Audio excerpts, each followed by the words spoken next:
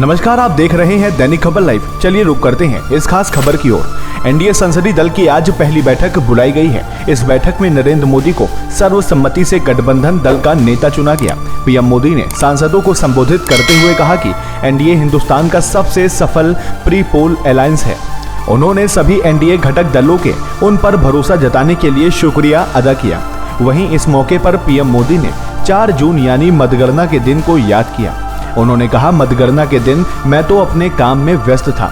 मैंने किसी को पूछा था कि यार ये आंकड़ा तो ठीक है, लेकिन ये बताओ ईवीएम जिंदा है या मर गया। ये लोग तय करके बैठे थे कि भारत के लोगों का लोकतंत्र और चुनावी प्रक्रिया से भरोसा उठ जाए, लेकिन 4 जून की शाम आते आते ईवीएम की विश्वसनीयता पर सवाल उठाने वालों पर ताला लग गया। अब 5 सालों तक ईवीएम पर चर्चा नहीं होगी। 2029 के बाद हो सकता है कि विपक्ष फिर ईवीएम पर सवाल उठाए। पीएम मोदी ने कहा, मतदान के बीच विपक्ष ने चुनाव को रोकने के लिए सुप्रीम कोर्ट का दरवाजा तक खटखटाया। इस देश के लोग कभी विपक्ष को माफ नहीं करेंगे। वो पिछली शताब्दी में जीने वाले लोग हैं। वो टेक्नोलॉजी को स्वीकार नहीं करते हैं। ये लोग प्रगति के विरोधी, आधुनिकता के विरोधी हैं। ये देश की चिंता का विषय है। प्रधानमंत्री मोदी ने कहा, मैं दुनिया में ढोल पीट रहा हूँ कि भारत दुनिया का सबसे बड़ा लोकतंत्र है, लेकिन विपक्षी नेता दुनिया में जाकर ढोल पीट रहे हैं कि मोदी एक चाय वाला प्रधानमंत्री बन गया है। देश में लोकतंत्र खत्म हो रहे हैं। साथियों, हम लोग 4 जून के नतीजे चल रहे थे। मैं तो अपने काम में कुछ व्यस्त था।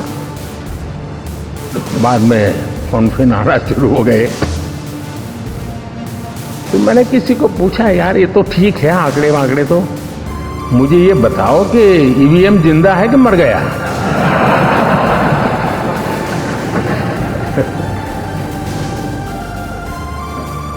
क्योंकि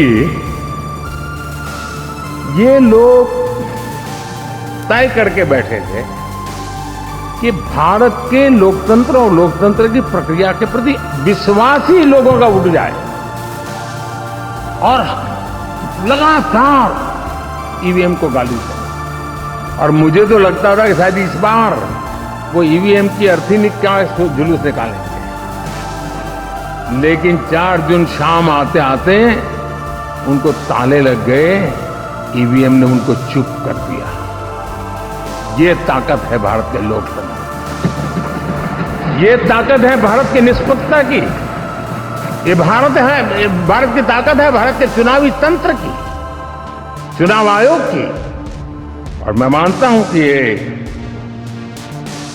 आशा करता हूं कि 5 साल तो अब ईवीएम शायद मुझे नहीं सुनाई देगा, लेकिन जब 29 में हम जाएंगे तो फिर से शायद ईवीएम को लेकर के नाचने की शुरुआत करेंगे, क्योंकि इनके सुधरने की संभावना बहुत कम है। अब देखिए, चुनाव के समय मैंने पहली बार देखा, शायद हर तीसरे दिन इलेक्शन कमीशन के काम में रुकावट आए, इसके लिए सुप्रीम कोर्ट के दरवाजे खटखटाए गए। भांति भांति की एप्लीकेशन, और एक ही टोली थी।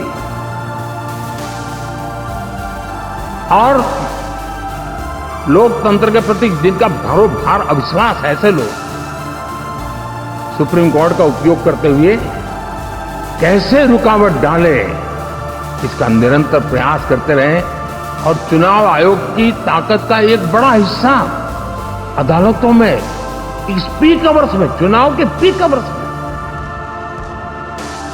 यानी कितनी निराशा लेकर के ये लोग मैदान में आए थे कि उन्होंने पूरा हमला उसी इंस्टीट्यूट पे लगा दो, ताकि चुनाव के कोई भी परिणाम आए, हम दुनिया के सामने भारत को भी बदनाम कर लें। ये षड्यंत्र का हिस्सा था दोस्तों, और कभी भी देश उनको माफ नहीं करेगा। ऐसे में आपकी क्या राय है, हमें कमेंट सेक्शन में जरूर बताएं।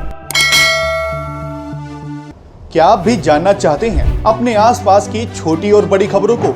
क्या आप भी जानना चाहते हैं देश विदेश से जुड़े हर एक मुद्दे को?